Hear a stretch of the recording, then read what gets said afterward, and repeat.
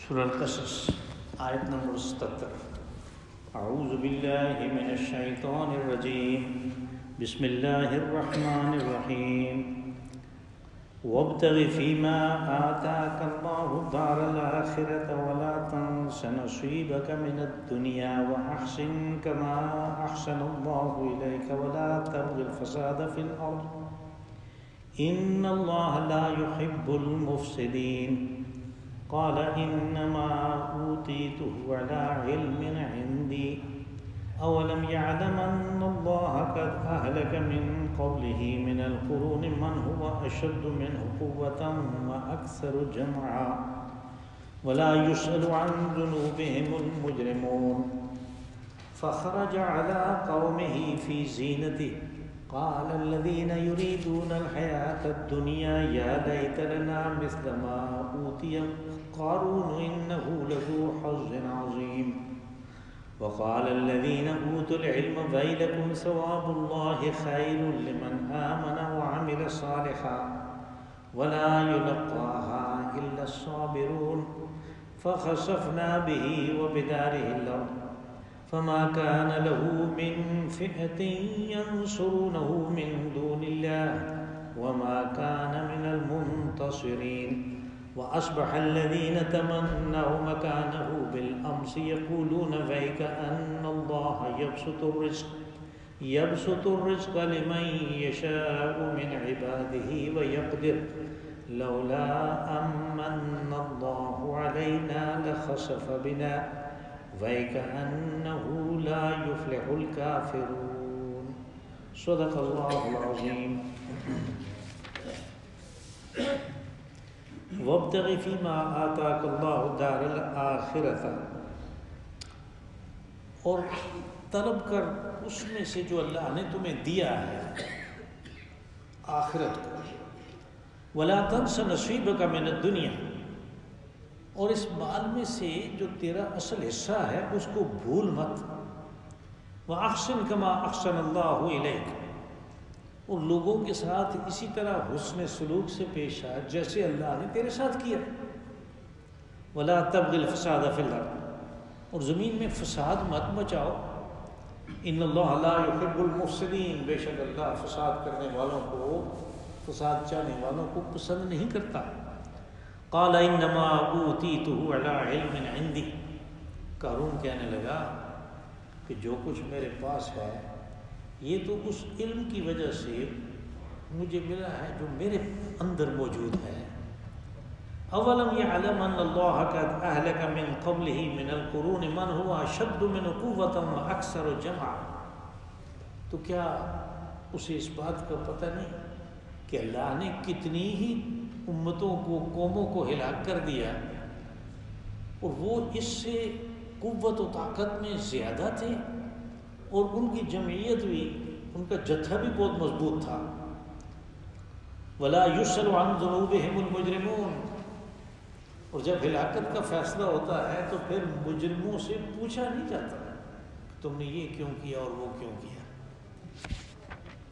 فَخَرَجَ عَلَىٰ قَوْمِهِ فِي زِينَتِهِ، اور پھر ایک دن ایسا آیا کہ یہ قارون اپنی مکمل زیب و زیبائش کے ساتھ لوگوں کے درمیان نکلا۔ قال الذين يريدون الحياة الدنيا يا ليت لنا مثل ما اوتي قارون انه لذو حظ عظيم، تو دیکھنے والوں میں سے وہ لوگ کہ جو دنیا کو پسند کرتے تھے اور دنیا کو ہی سب کچھ سمجھتے تھے، وہ کہنے لگے کہ ہائے افسوس، اے کاش ہمیں اس طرح کیوں نہیں ملا جیسے قارون کو ملا ہے، بے شک وہ بڑے ہی وافر حصے والا ہے۔ وقال الذين اوتوا العلم ويلكم ثواب الله خير لمن آمن وعمل صالحا، اور وہ لوگ جو صاحب علم تھے وہ کہنے لگے کہ کیا کر رہے ہو، اللہ کے پاس جو اجر ہے ایمان اور عمل صالح کا وہ اس سے کہیں بہتر ہے، اور وہ پائیدار بھی ہے، وہ ابقا، وہ پائیدار بھی ہے۔ وَلَا يُلَقَّاهَا إِلَّا الصَّابِرُونَ، لیکن اس بات کو سمجھنے کے لیے جس حکمت کی ضرورت ہے اس کے لیے استقامت اور صبر چاہیے۔ فَخَسَفْنَا بِهِ وَبِدَارِهِ الْأَرْضَ، بس ہم نے اسے ان گھروں سمیت خزانوں سمیت زمین میں دسا دیا. فما کان له من فئة ينصرونه من دون اللہ. تو ایسا کوئی نہیں آیا جو اللہ کے مقابلے میں کھڑا ہو جائے اور قارون کی مدد کرے. وما کان من المنتصرین، اور نہیں وہ اپنا دفاع کرنے کے قابل تھا. وَأَصْبَحَ الَّذِينَ تَمَنَّوْا مَكَانَهُ بِالْأَمْسِ، اور وہ لوگ جنہوں نے یہ انجام دیکھا اور کل وہ خواہش کر رہے تھے کہ اے کاش ہمیں بھی اس جیسا ملتا. یقولون وَإِكَ أَنَّ اللَّهَ يَبْسُطُ الرِّزْقَ لِمَن يَشَاءُ مِنْ عِبَادِهِ وَيَقْدِرُ، کہنے لگے کہ لا رہا ہے، یعنی اس میں کوئی شک کی بات نہیں ہے کہ اللہ جس کا چاہے رزق کشادہ کرتا ہے اور جس کو چاہے نپا تلا دیتا ہے. لولا امن اللہ علینا لخسف بنا، اگر ہمارے اوپر اللہ کا احسان نہ ہو گیا ہوتا تو ہمیں بھی اس کے ساتھ ہی زمین میں دسا دیا جاتا. وَإِكَأَنَّهُ لَا يُفْلِحُ الْكَافِرُونَ، لا رہے وہ کافروں کو بامراد نہیں کرتا. یہ قارون کا جو قصہ کل ہم نے شروع کیا تھا یہ اسی کا ایک حصہ ہے، لیکن ابتدائی آیات اتنی جامع ہیں کہ ان میں یعنی ہر آیت میں ایک زبردست قسم کا درس ہے. مثال کے طور پہ آپ پہلی آیت کو دیکھیں کہ اس میں کہا کہ وَابْتَغِ فِيمَا آتَاكَ اللَّهُ الدَّارَ الْآخِرَةَ، کہ دنیا میں جو کچھ اللہ نے تمہیں دیا ہے اس سے آخرت کے تعلق بنو. اب دنیا سے آخرت کے تعلق کس طرح بنتے ہیں کہ اس مال کو پہلے تو اس طرح کماتے ہیں کہ جس طرح اللہ نے حکم دیا، کہ جن چیزوں سے منع کیا، کمائی کے جن ذرائع سے منع کیا، جس قسم کا لوگوں کا استحصال کرنے سے منع کیا، ان سے وہ باز رہتے ہیں.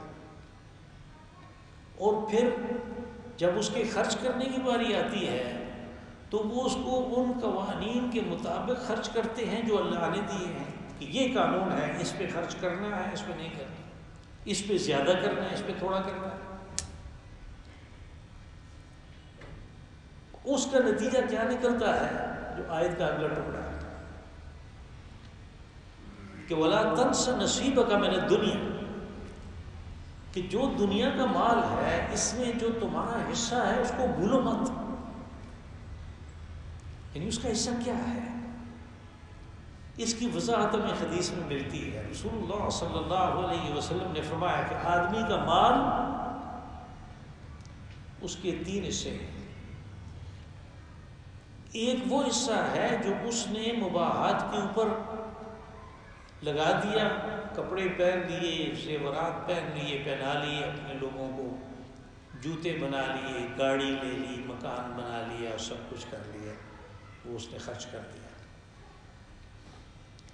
دوسرا حصہ وہ ہے کہ جو اس نے بچا کے رکھا، یہ وارثوں کا حصہ تو نہیں ہے، یہ تو چوکیدار ہے، یہ تو اس کی حفاظت کر رہا ہے.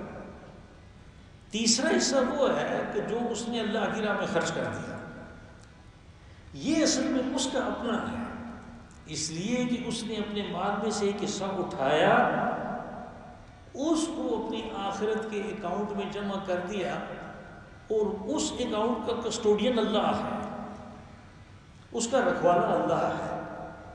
اور اس نے یہ تو کہا کہ میں اس میں اضافہ کروں گا، میں اس کو 10 گنا کروں گا، میں اس کو 70 گنا کروں گا، میں اس کو 700 گنا کروں گا.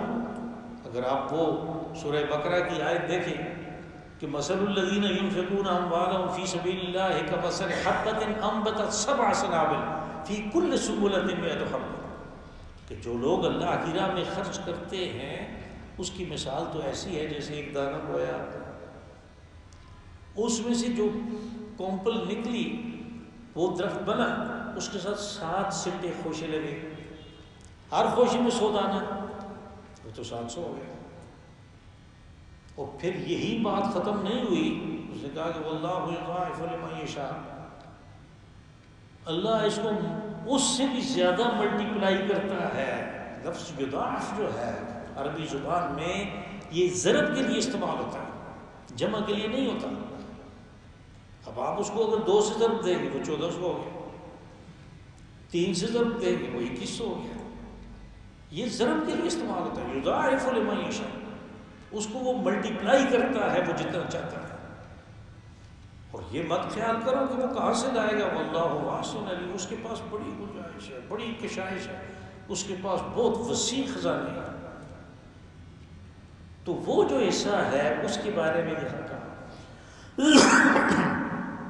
کہ اس کو مت بھولو، یعنی اس کو کہ میرا حصہ اس میں سے کیا ہے، اس کا حصہ وہ ہے جو اس نے اللہ کی راہ میں خرچ کر دیا۔ اللہ کی راہ میں جو آدمی خرچ کرتا ہے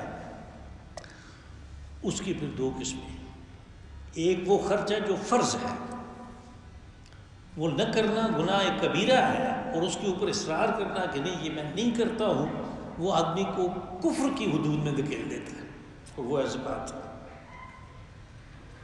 کہ زکوٰۃ کا جو اپنا مال ہے اس میں سے زکوٰۃ کا صحیح حساب کرنا، اس نصاب کے مطابق جو رسول اللہ صلی اللہ علیہ وسلم نے خود متعین فرمایا، بعد والوں کے اوپر نہیں چھوڑا، اس لیے کہ یہ بہت اہم معاملہ ہے۔ آپ نے جو جس کی کوئی پیداوار نہیں ہے، کوئی پیداوار نہیں ہے، آپ نے ویسے ہی رکھی ہوئی ہے، وہ جامد ہے، جیسے سونا بنا یا زیورات بنا لی، سونا ہو گیا، اس قسم کی چیزیں ہو گئی، ان کا نصاب مقرر کیا۔ جانوروں کا، بھیڑ بکریوں کا، اونٹوں کا، اور اس کی مثال پہ پھر دوسرے جانور بھی آئیں گے سارے بڑے، ان سب کے اندر جو زکوٰۃ ہے اس کا حساب آپ نے مقرر کیا۔ کاروبار کے بارے میں بتایا۔ تو یہ ساری جو وضاحتیں ہیں یہ اس لیے ہیں کہ یہ انتہائی اہم معاملہ ہے، اس کو ہم ویسے ہی نہیں کر سکتے کہ بس ٹھیک ہے میرے پاس یہ پیسے ہیں اور حساب لگایا ہی نہیں کہ میں کاروبار کرتا ہوں تو اس میں کیا لگا ہوا ہے، اس کے اوپر کس طرح کی زکوٰۃ دینی ہے، میری زراعت ہے تو اس کے اوپر کس طرح کی زکوٰۃ دینی ہے، پانی میں اس کو کھینچ کے قیمت کا یعنی بنا کے لگاتا ہوں تو کیا ہے اس میں سے، یہ سارا تو یہ دیکھنا پڑے گا، اس کے بغیر تو نہیں ہوتا، یہ فرض ہے۔ اب فرض ادا ہو گیا الحمدللہ، لیکن رسول اللہ صلی اللہ علیہ وسلم نے فرمایا کہ ان فی اموالکم سول للزکاۃ، تمہارے اموال میں زکوٰۃ کے علاوہ بھی ہے جو تم نے خرچ کرنا ہے، وہ کیا ہے، اس کو کہتے ہیں صدقہ یا نفل، جو مال کی یعنی خرچ میں جو نفل ہے، اور یہ کیوں ہے، یہ اس لیے ہے کہ زکوٰۃ سے کام نہیں چلا، ابھی غربت ہے، ابھی فاقہ ہے، ابھی بچوں کے علاج معالجے کا انتظام نہیں ہو پا رہا، ابھی دوائیاں مہنگی ہیں، لوگوں کی خرید سے باہر ہیں، تو اگر اس کے پاس مال ہے زکوٰۃ ادا کر دی ہے، پھر بھی اس میں سے وَإِنَّ فِي أَمْوَالِكُمْ سَوًّا زکوٰۃ، زکوٰۃ کے علاوہ بھی ہے۔ تو یہ ساری چیزیں مال کے بارے میں معلوم ہونا اور ان کے مطابق چلنا جو ہے، یہ وہ حصہ ہے جو اس نے اپنے اس مال میں سے جو اللہ نے دیا، یہ اللہ ہے۔ آگے یہ بات آئے گی کہ جو جس کا رزق چاہتا ہے کشادہ کرتا ہے، جس کا چاہتا ہے وہ ڈپا تلا دیتا ہے اس کو، آدمی کا اپنا اس میں کوئی کمال نہیں ہے۔ وہ اگلی آیت میں وہ حکمت ساری بیان ہو رہی ہے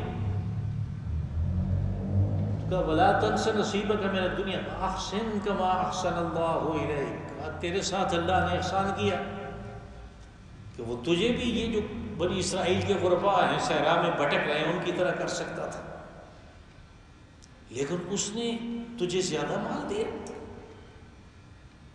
اس نے تیرے اوپر احسان کیا، اس لیے کہ تیری کروفر میں تیری اس چیز میں اضافہ کیا، لوگوں کی نگاہ میں تیری عزت میں اضافہ کیا، اس نے تیرے اوپر احسان کیا، لیکن اسی طرح کا احسان تو لوگوں کے اوپر بھی کر، یعنی یہ قرآن حکیم نے حکم دیا۔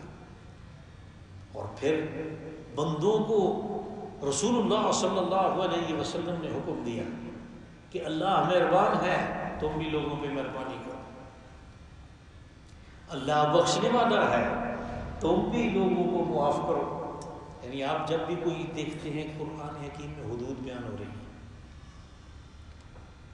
تو حدود کے آخر میں یہ بات آتی ہے کہ اللہ غفور رحیم ہے۔ وہ کس لیے، مثال کے طور پہ جو سورہ مائدہ میں حابیل اور کابیل کا قصہ بیان ہوا ہے، اس کے آخر میں پھر وہ سزا بتائی گئی کہ جو لوگ اس دہشت گردی کا ارتکاب کرتے ہیں، خواہ وہ نفس انسانی کے اوپر دہشت گردی ہو یا مال کے اوپر دہشت گردی ہو، جو اس کا ارتکاب کرتے ہیں کہ ان کی سزا موت ہے، لیکن ان کو آسان طریقے سے نہیں مارنا۔ اس کے لیے لفظ یقتل استعمال ہوا، یعنی ان کی تقتیل کہتے ہیں اس کو تکلیف دے کے قتل کرنا، اور اس کا دائیں پاؤں اور بائیں بازو کاٹنا، یا بائیں پاؤں اور دائیں بازو کاٹنا۔ لیکن اگر تمہارے قابو کرنے سے پہلے اس نے توبہ کر دی تو فَاعْلَمُوا أَنَّ اللَّهَ غَفُورٌ رَحِيمٌ، تو پھر جانو اللہ بخشنے والا مہربان ہے، تم بھی معاف کرو۔ اسی طرح تمام سزاؤں کے بارے میں کہ اگر وہ قابو میں آنے سے پہلے توبہ کر دیتا ہے تو پھر اس کے لیے معافی ہے۔ تو وہ اسی طرح وہ چاہتا ہے، یعنی بندوں کے اخلاق جو ہیں ان کے اندر اللہ کے جو صفات ہیں ان کا ایک پرتو نظر آنا چاہیے۔ احسن کما احسن اللہ الیک ولا تبغ الفساد فی الارض، کہ مال کو جمع کرنا اور اس کو خرچ نہ کرنا، اس میں پیچھے ایک جذبہ ہے، یعنی آدمی مال جمع کرتا ہے اور اپنے اڑوس پڑوس میں زبردست ضرورت ہے وہ خرچ نہیں کرتا، تو اصل میں پیچھے ایک جذبہ ہے۔ وہ جذبہ کیا ہے کہ یہ کماتا نہیں، یہ تو میں نے کمایا ہے، اور پھر یہ ہے کہ میں اس کو اپنے برابر کر دوں، اس کو بھی دے کے، یعنی یہ تھوڑا سا اونچا رہنا چاہتا ہے۔ وہ اگلے درس میں اونچا رہنے کی بات بھی آئے گی تو وہ ذرا تفصیل سے بیان کروں گا میں، اگلے رکوع کی پہلی آیت ہے وہ۔ اور یہ اونچا رہنا کیا ہے؟ یہ استکبار ہے۔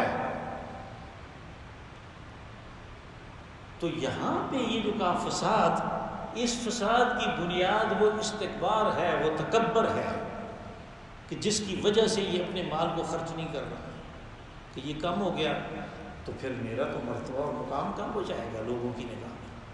یہ استکبار اور یہ تکبر ہے۔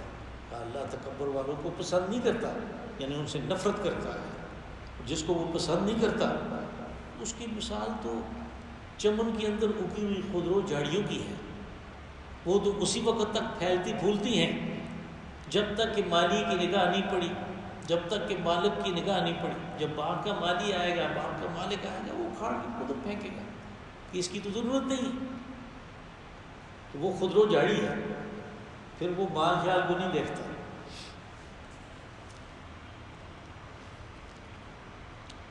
قال انما اوتیتہ علی علم عندی۔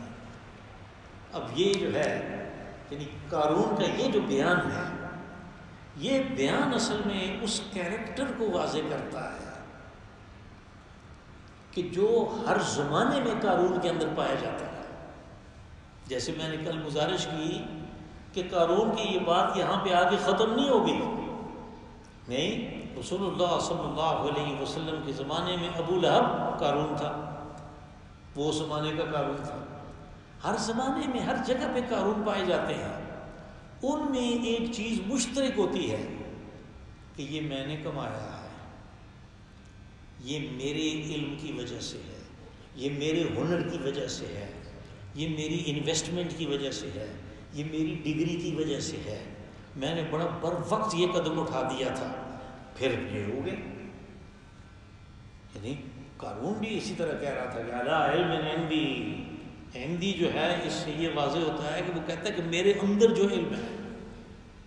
جب ہم اسرائیلی لٹریچر کا مطالعہ کرتے ہیں تو اس میں دو چیزیں ملتی ہیں، یعنی قارون کا جو علم تھا اس کو علم تو نہیں کہنا چاہیے، وہ کسب ہے۔ ایک تو وہ مالیات کے بارے میں جانتا تھا، اور دوسرا وہ کیمسٹ تھا، وہ کیمیا گر تھا، اور اس کی کیمیا گری یہ تھی کہ وہ انسانی لاشوں کو حنوط کرتا تھا۔ اور اس زمانے میں مصریوں میں یہ چیز تھی کہ وہ اپنے بزرگوں کی لاشیں جو ہیں ان کو وہ محفوظ کرنا چاہتے تھے، اور محفوظ کر کے وہ اس کو ایسی جگہ دفناتے ہیں جہاں جب چاہیں وہ دیکھ لیں، کیونکہ وہ تو محفوظ ہے، وہ خراب تو ہوتی نہیں ہے۔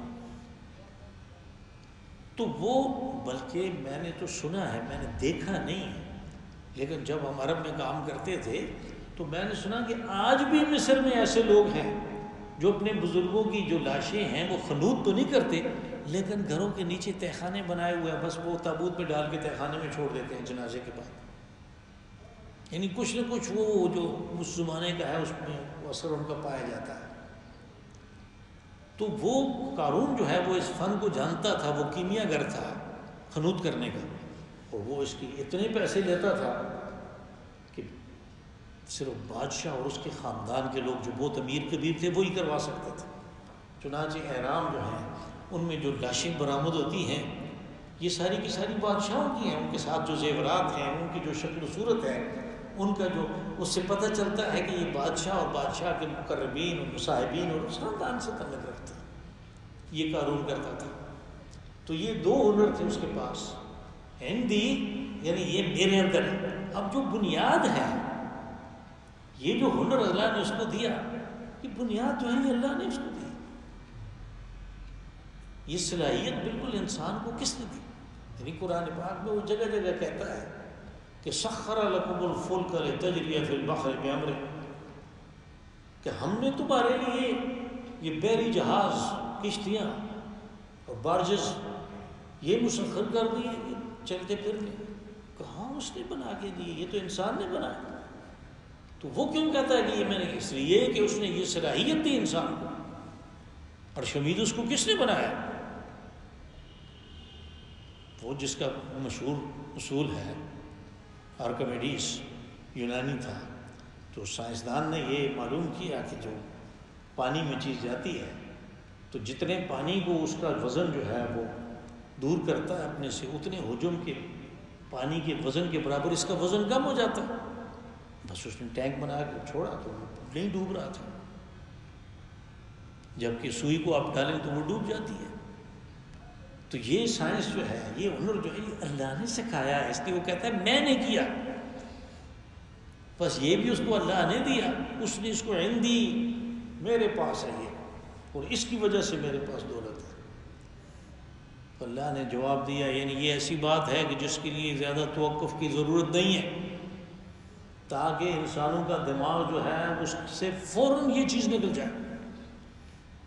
مان اللہ نے جواب دیا، اولم یعلم ان اللہ یبسط الرزق اولم یعلم ان اللہ قد اہلک من قبلہ من القرون، کہ اس کو پتہ نہیں ہے کہ کتنے ہی بستیوں کو، کتنی ہی امتوں کو، کتنے گروہوں کو اللہ نے ہلاک کر دیا، حالانکہ وہ قوت اور شان و شوکت میں اس سے بڑھ کر تھے، اور اپنے جتھے کے لحاظ سے کل میں نے گزارش کی تھی کہ اس نے بنی اسرائیل کا ایک جتھا بنا لیا تھا، ایک مخالف پارٹی بنا لی تھی حضرت موسیٰ علیہ السلام کے مقابلے میں۔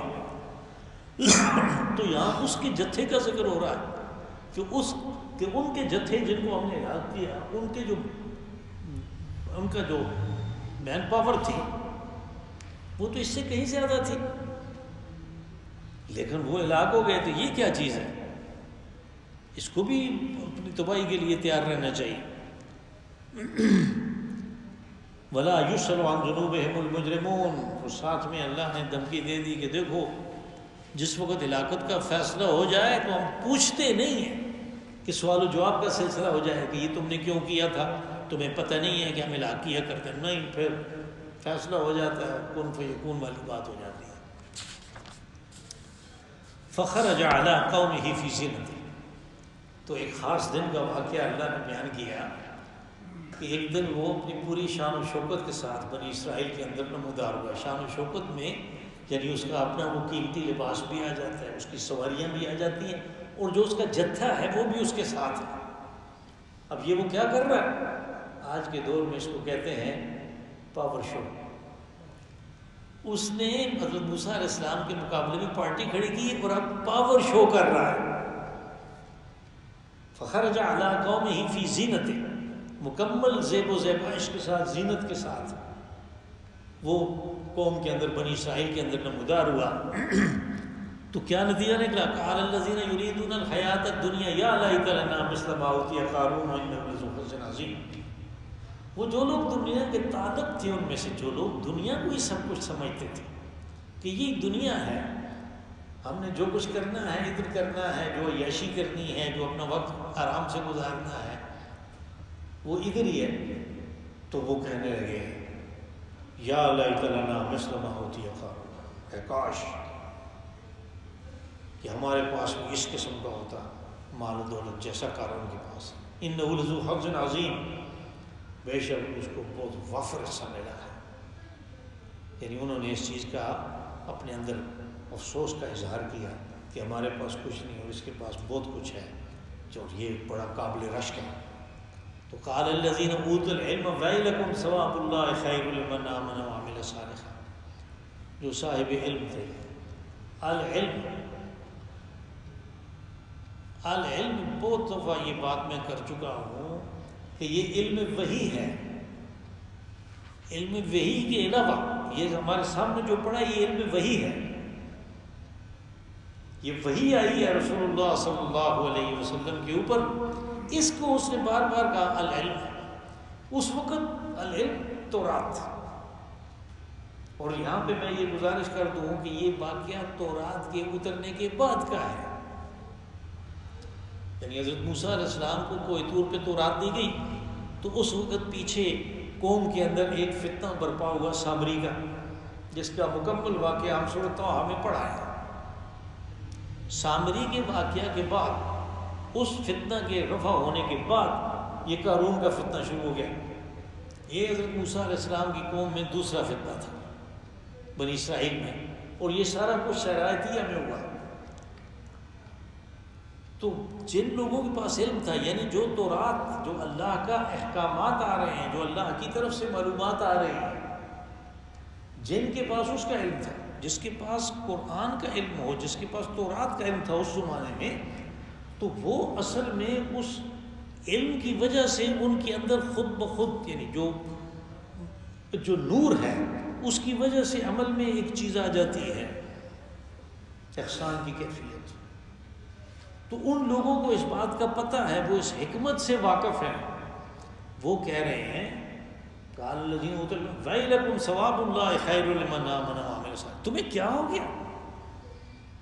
بڑے افسوس کی بات ہے کہ تم دنیا کو یہ سمجھتے ہو یہ جو کچھ اس نے یہ بکواس بنایا ہوا ہے، یہ زینت کے ساتھ نکلا ہے، تم اس سے بڑے متاثر ہو گئے ہو. اللہ کے ہاں جو اجر ہے ایمان اور عمل صالح کا، ثواب کہتے ہیں اجر کو، ثواب اللہ جو اللہ کے پاس اجر ہے ایمان اور عمل صالح کا، وہ اس سے کہیں بڑھ کر ہے، وہ اس سے بہت بہتر ہے. اب اس میں دوسری چیز کیا ہے؟ وہ پائیداری ہے، یعنی اس میں بقا ہے، وہ نہ ختم ہونے والا ہے، وہ اس زندگی کے ساتھ متعلق ہے جس کا کوئی انتہا نہیں ہے. تو یہ بہت عرضی سا کام ہے. اب اس بات کو سمجھنے کے لیے جس حکمت کی ضرورت ہے، اس حکمت کے لیے دو چیزیں چاہیے. اس حکمت کے لیے پہلی چیز العلم ہے جس کا تذکرہ یہاں پہ ہوا، اور دوسری چیز اس کے لیے استقامت اور عزیمت ہے جس کا یہ آگے آ رہا ہے. صابرون، یعنی ولا یلقاها الا الصابرون، کہ یہ چیز جو ہے، یہ جو حکمت ہے، یہ جو معرفت ہے، یہ جو اس بات کو جاننا ہے کہ جو اللہ کے پاس ہے ایمان اور عمل صالح کا اجر وہ بہت اچھا ہے بنسبت اس کے جو یہ واضح کر رہا ہے اپنے پاور شو میں. کہا ولا یلقاها الا الصابرون، یہ حکمت واضح ہوتی ہے ان لوگوں کے اوپر جو صابر ہیں، یعنی استقامت ہے جن کے اندر. وہ غریب ہے، اس کے پاس نفقۃ اللہ رزق ہے، لیکن وہ کہتا ہے ٹھیک ہے میرے اللہ کو یہی منظور ہے تو میرے لیے یہی ٹھیک ہے، مجھے ایمان چاہیے، مجھے عمل صالح چاہیے، مجھے ان چیزوں سے نجات چاہیے جو انسان کے اندر خرابی، تکبر وغیرہ، غرور، یہ چیزیں جو پیدا کرتی ہیں، میں اس سے دور رہنا چاہتا ہوں. اس چیز کا اس کے اندر حکمت جو ہے وہ ان دو چیزوں سے آئے گی، العلم یعنی علم وحی، اور اس کے اوپر استقامت، اس کے اوپر ڈٹ جانا کہ نہیں یہی صحیح ہے جو میں کر رہا ہوں، اس کا دنیا کے حالات کے ساتھ کوئی تعلق نہیں ہے۔ فخسفنا به وبداره الارض، کہا کہ ہم نے دسا دیا اس کو اور اس کے سارے گھر بار سب کچھ مال و دولت کو، اور جو ساتھی تھے اس کے ان سمیت زمین کے اندر۔ یہاں پہ قرآن پاک نے واقعہ کو مختصر کر دیا، تو رات میں وہی باب گنتی جو میں نے کہا تھا نا، باب 16 گنتی کا جو 16واں باب ہے، تو رات کی 4 کتابیں ہیں نا، ان میں سے ایک کا نام ہے گنتی، تو اس میں جو 16واں باب ہے اس میں قارون کا قصہ ذرا تفصیل سے ہے۔ تو اس میں یہ کہا کہ یہ واقعہ جو دھنسنے والا ہوا تو رات میں ہے، وہ حضرت موسیٰ علیہ السلام نے بالآخر تھک کے اس کو مباہلہ کی دعوت دی۔ مباہلہ کہتے ہیں کہ آؤ نکلو اپنے گھر والوں کے ساتھ، اپنے دوسرے لوگوں کے ساتھ، میں بھی آتا ہوں، ہم دعا کرتے ہیں کہ یا خدا کہ جو بھی ہے باطل پہ جو غلط ہے تو اس کو ختم کر دے، تو اس کے اوپر عذاب بھیج۔ تو حضرت موسیٰ علیہ السلام نے بھی یہ کیا، اس کو کہا کہ آ جاؤ، ہم دونوں مل کے دعا کرتے ہیں، تم بڑے پیشوا بننے کی خواہش کرتے ہو، تو میں نے تو کوئی خواہش کی نہیں ہے، اللہ نے میرے ذمہ یہ کام لگایا ہے۔ تو حضرت موسیٰ علیہ السلام نے بنی اسرائیل کو کہا، یعنی پوری قوم کو خطاب کرتے ہوئے، کہ اگر ان لوگوں کی یہ جو ہمارے سامنے کھڑے ہیں مذہبی پیشوا بننے کے لیے، جن کا سردار قارون ہے، اگر ان کی موت صحیح طریقے پہ جو عام طریقہ ہے مرنے کا اس پہ ہو جاتی ہے تو میں جھوٹا ہوں، اور اگر یہ کسی دوسرے طریقے سے اللہ کی طرف سے مرتے ہیں تو پھر میں سچا ہوں، یہ جھوٹا ہے۔ اور تورات میں یہ بات آئی کہ ان کے پاؤں کے نیچے سے زمین شک ہو گئی اور وہ دھڑام سے وہاں چلے گئے اپنے ان خیموں سمیت۔ گھر تو وہاں نہیں ہوتے تھے، وہاں خیمے ہی ہیں لکھے ہوئے، ہر جگہ خیمہ بستی، اور انہوں نے وہ سارے خزانوں سمیت وہ زمین کے اندر دھنس گیا۔ یہاں پہ مختصر کہا فخسفنا به وبداره الارض، اس کے مال و دولت سمیت سارے جتھے سمیت سب سے وہ زمین کے اندر ہم نے اسے دھسا دیا۔ فما كان له من فئة ينصرونه من دون اللہ، اللہ کے علاوہ کہاں تھا کوئی جتھا جو اللہ کے مقابلے میں اس کی مدد آگے کرتا، کہ اللہ نے یہ فیصلہ کیا تو وہ تو ہو کے رہے گا۔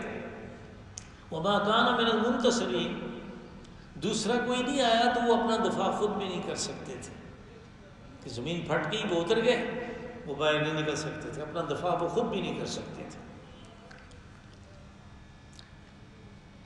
وَأَصْبَحَ الَّذِينَ تَمَنَّوْا مَكَانَهُ بِالْأَمْسِ يَقُولُونَ وَيْكَأَنَّ اللَّهَ يَبْسُطُ الرِّزْقَ لِمَن يَشَاءُ مِنْ عِبَادِهِ وَيَقْدِرُ، اب وہ لوگ جنہوں نے اس شان و شوکت کو دیکھ کے کہا تھا کہ اے کاش ہمارے پاس بھی یہ ہوتا، جب انہوں نے یہ منظر دیکھا تو انہوں نے کہا اب ہمارے اوپر یہ بات واضح ہو گئی کہ رزق کشادہ کرنا اور تنگ کرنا، تھوڑا دینا نفع تلا اور زیادہ دینا، یہ اللہ کا کام ہے، اور وہ اپنی حکمت اور علم سے جس کو چاہتا ہے وہ کم دیتا ہے، جس کو چاہتا ہے زیادہ دیتا ہے۔ لولا امن اللہ علینا لخسف بنا، اگر وہ ہمارے اوپر اللہ کا احسان نہ ہوتا تو ہم بھی اس کے ساتھ ہی زمین کے اندر دھس جاتے۔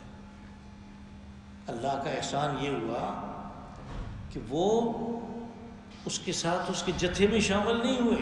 وہ جو پارٹی میں نے کل کہا تھا اس نے 250 آدمیوں کی پارٹی بنائی تھی، اس پارٹی میں وہ شامل نہیں ہوئے، اور جیسے تورات میں ہے یہ زینت کے ساتھ نکلا اس لیے تھا کہ پارٹی میں کچھ اضافہ کریں اور لوگ بھی ممبرشپ حاصل کریں، یہ نکلا اس لیے تھا کہ وہ متاثر ہوں۔